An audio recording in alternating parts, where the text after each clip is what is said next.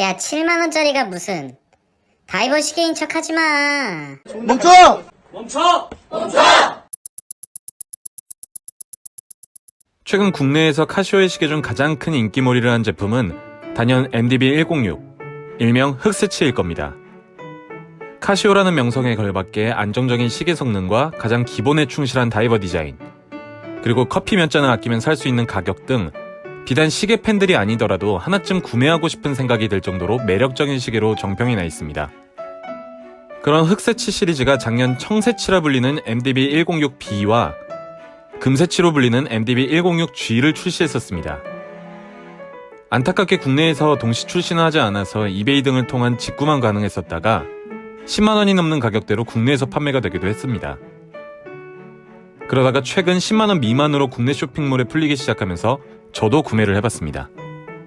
정식 별명으로는 듀로를 사용하지만 우리에게는 새치 시리즈로 더 익숙할 텐데요.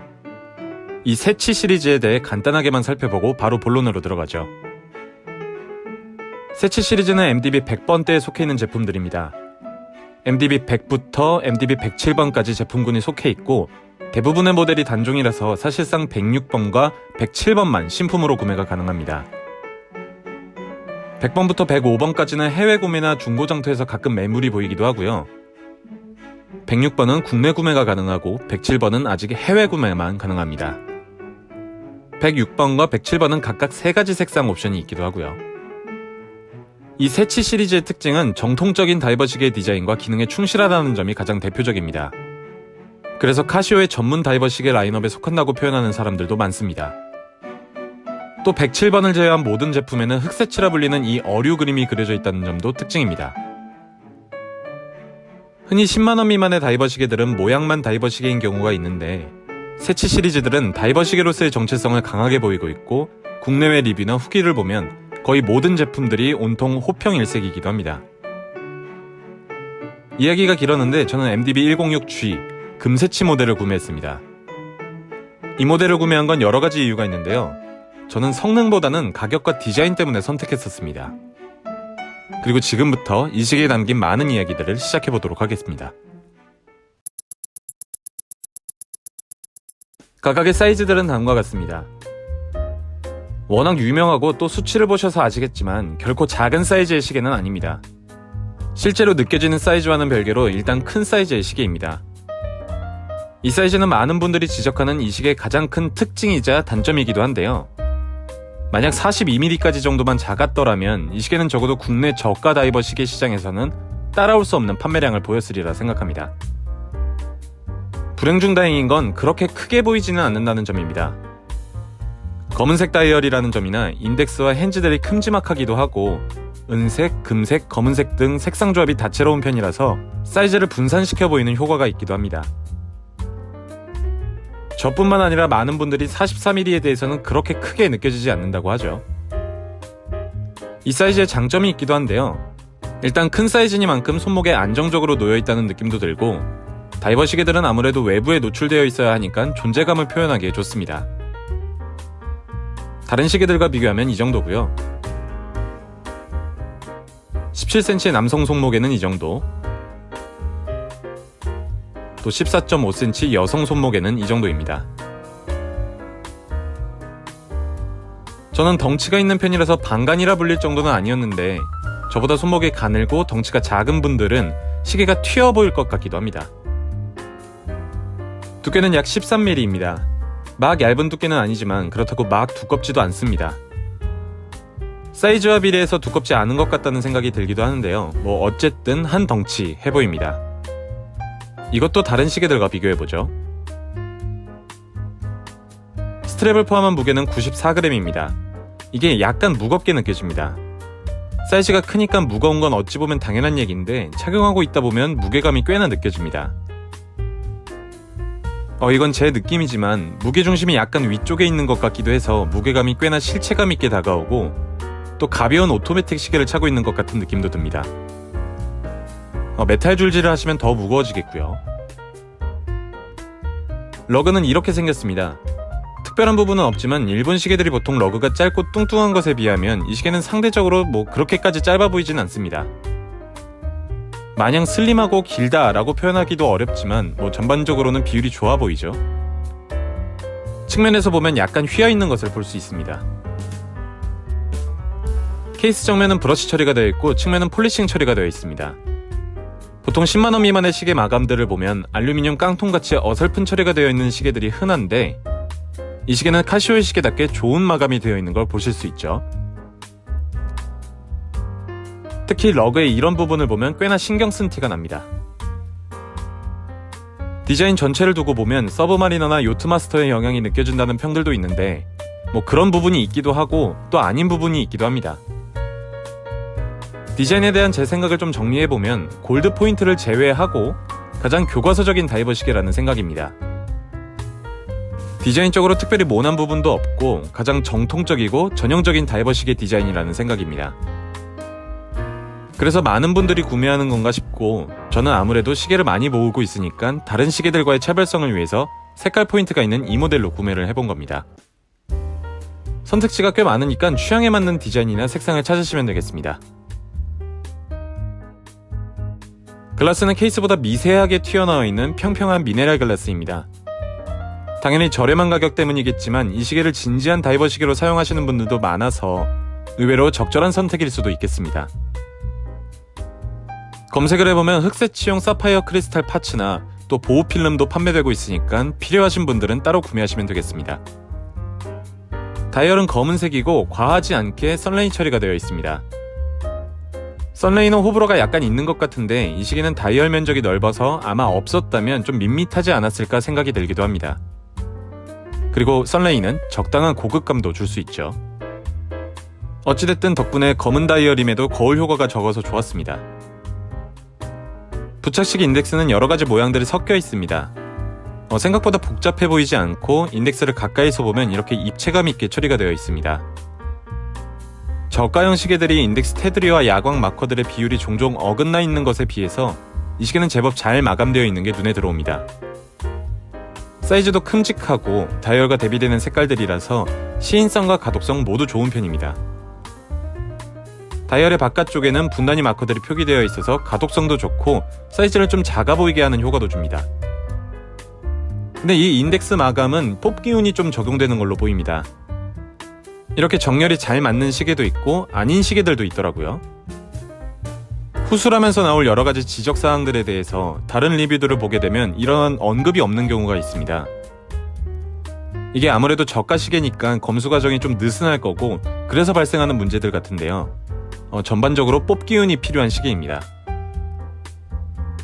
12시 방향에는 카시오 로고, 6시 방향에는 흑색치 그림과 방수 성능을 표기했습니다. 깔끔하면서도 필요한 정보만 단정하게 표기가 되어 있죠. 3개의 핸즈도 제각각의 모양입니다. 보시는 것처럼 표현이나 마감도 좋고 정렬 상태도 준수한 것을 확인할 수 있습니다. 3시 방향에는 날짜창이 있는데 저야 날짜창을 좋아하고 이 시계는 날짜창 디테일도 좋아서 퍽 마음에 들지만 날짜창은 워낙 호불호가 심해서 어떻게 생각하실지 모르겠습니다. 야광은 넓게 발린 면적에 비해서 아쉬운 부분입니다. 초반 밝기를 포함해서 발광력이나 지속시간이 좋다고 표현하기는 어렵겠습니다. 이 야광은 몇 안 되는 단점 중 하나라고 할 수 있겠고요. 120클릭의 단방향 베젤은 사용감과 소리가 경쾌합니다. 너무 뻑뻑하지도 않고 너무 흐물거리지도 않는 좋은 클릭감이고요. 어느 방향에서든 잡고 돌리기가 좋았습니다. 베젤 엣지가 약간 뭉툭하다는 느낌이 드는데 사용감에는 지장이 없는 부분이고요. 말씀드린 것처럼 뽑기 운이 필요한 경우가 있는데 제 경우에는 베젤이 말썽이었습니다. 많은 분들이 이 시계의 베젤을 칭찬하시곤 했는데 제 시계의 경우는 약간의 백플레이와 유격이 보입니다. 특히 유격은 3시부터 9시 부분을 건드리면 느껴집니다. 혹은 잡고 흔들면 느껴지기도 하고요. 이 시계의 가장 큰 단점인 부분인데 이해하려면 이해도 되고 또 아쉬운 점이라고 하면 아쉽게도 느껴집니다. 베젤 이야기를 조금만 더 하면 형태적인 마감은 참 좋습니다. 베젤의 폰트는 아무래도 서브마리너의 영향을 많이 받은 것 같기도 하고요. 15분까지 분단위 표기가 있는 점도, 또 12시에 야광 마커가 입체적으로 표현되어 있는 점도 다이버 시계로서의 정체성을 살려주는 부분입니다. 특히 도금 처리가 마음에 드는데 보여지는 부분뿐만 아니라 이 뒤쪽 이렇게 눈으로 잘 보이지 않는 부분까지도 금색 도금이 잘 되어 있는 것을 볼 수 있습니다. 인서트는 알루미늄 같지도 않고 세라믹 같지도 않은 것 같아서 찾아보니까 스테인리스 인서트라고 합니다. 세라믹보다는 알루미늄에 가까운 느낌이고요. 12시 마커가 뾰족하게 끝나지 않아서 정렬 맞추기가 거슬릴 때가 좀 있었다는 게 아쉬웠습니다. 케이스백은 이렇게 생겼습니다. 가운데에 있는 흑색치 로고를 제외하면 이렇다 할 특징은 없지만 스크류 타입으로 방수 성능에 신뢰성을 주고 또 상대적으로 넓은 편이라서 손목 위에서 안정감이 느껴집니다. 원형의 브러쉬 마감도 아주 부드러운 편이고요. 시계 덩치에 걸맞게 지름 6mm 정도로 제법 큰 사이즈의 용도를 가지고 있습니다. 용도는 스크류 형태로 안정적인 방수 성능에 도움을 주고 있고요. 용도 가드가 있지만 용도가 제법 깊이 있게 빠지기 때문에 조작에는 크게 불편하지 않았습니다. 대신 사이즈가 있는 편이라서 손등에 종종 용두 자국이 남기도 했습니다. 한 번 뽑으면 날짜창, 2번 뽑으면 시간 조절을 할 수 있습니다. 해킹 기능도 지원하고 용도 액션도 부드러운 편입니다. 그런데 베젤 엣지도 그렇고 용두도 그렇고 엣지 처리가 약간 뭉툭한 느낌이 들죠. 스트랩은 지색이나 카시오 시계에 흔히 사용되는 전형적인 재질의 스트랩입니다. 많은 분들이 이 시계를 구매하시면 가장 먼저 스트랩부터 교체하시던데 품질도 아쉬운 편이고 디자인도 좀 심심해서 공감됩니다. 버클은 제법 큰 사이즈고요. 이런 이유들 때문에 다들 이 시계를 구매하시면 줄질부터 하는 게 아닌가 합니다. 다만 금세치의 경우는 금색 포인트들 때문에 검은색 스트랩 외에는 크게 어울리는 색깔의 스트랩이 없다고 생각을 했는데요. 이건 뭐 개인 취향이니까 넘어가도록 하겠습니다. 방수 성능은 20ATM입니다. 어떤 표준적인 검증을 받은 건 아니지만 카시오의 시계들은 어딘지 믿음을 주는 부분들이 있죠. 케이스백이나 용두, 그리고 제법 다양한 사용 후기에서 이 시계의 방수 성능을 검증하곤 했습니다. 무브먼트는 미오타의 2115 무브먼트를 사용합니다. 3인즈 무브먼트의 월오차 플러스 마이너스 20초, 해킹 기능을 지원하고 배터리 기대 수명은 약 3년입니다. 한 사이트에서 오차 측정을 했었는데 하루 플러스 0.12초, 한 달 기준 플러스 3.6초 정도의 오차가 있었다고 하네요. 상당히 정확한 편에 속하는 무브먼트입니다. 영상을 제작하는 오늘을 기준으로 국내 쇼핑몰에서 7만원에 구매하실 수 있습니다. MDB 106, 흑세치의 경우는 국내에서 큰 유행을 타기 전에는 5만원 안팎에 살 수가 있었는데 요즘은 가격이 좀 오른 편이고요. 106G, 금세치의 경우는 작년 출시 직후에 해외 구매로 56달러에 구매할 수 있었던 걸 생각하면 지금 구매할 수 있는 가격인 7만원은 여러모로 비싼 금액이 아니죠. 국내에서는 흑세치, 청세치, 금세치 모델을 구매할 수 있고 후속작으로 알려진 107은 검은색, 배트맨, 펩시 버전이 출시되어서 해외 구매로 구매하실 수 있습니다. 선택폭이 제법 다양하니까 고르는 재미도 있겠고요. 가격이 저렴하고 성능이 안정적이라서 색상별로 모으시는 분들도 꽤 많은 편입니다. 자, 결론입니다. 기본 모델인 흑세치부터 워낙 정평이 나 있는 시계였고 이 시계는 포인트 색깔만 다른 모델이라서 외형적인 특징들 위주로 한번 살펴봤는데요. 기대한 만큼 잘 만든 시계입니다. 다이버 시계로서의 성능과 퍼포먼스는 상당히 안정적이고 또 기본에 충실한 디자인, 그리고 약간의 개성을 더한 포인트는 매력적입니다. 10만원도 안 되는 상대적으로 상당히 저렴한 가격도 큰 매력 중에 하나이고요.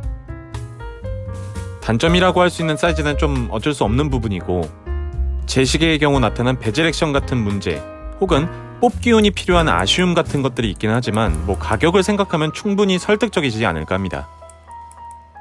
다이버 시계를 좋아하시는 분들이라면 가볍게 즐길 수 있는 전투용 시계로, 또 딱히 좋아하시지 않는 분이라면 컬렉션용으로, 주머니 사정이 가벼운 분들에게는 가성비로, 또 시계에 관심이 없고 그냥 적당하게 찰 한 개의 시계를 찾는 분들에게도 이 시계는 상당한 장점을 어필할 수 있는 시계입니다. 여러분의 4월달 장바구니가 비어져 있다면 금세치를 추가해보시는 건 어떠실지요? 자, 오늘도 도움이 됐기를 바라고 저는 더 좋은 영상으로 찾아오겠습니다. 댓글 부탁드리고요. 모던 아치스였습니다. 감사합니다.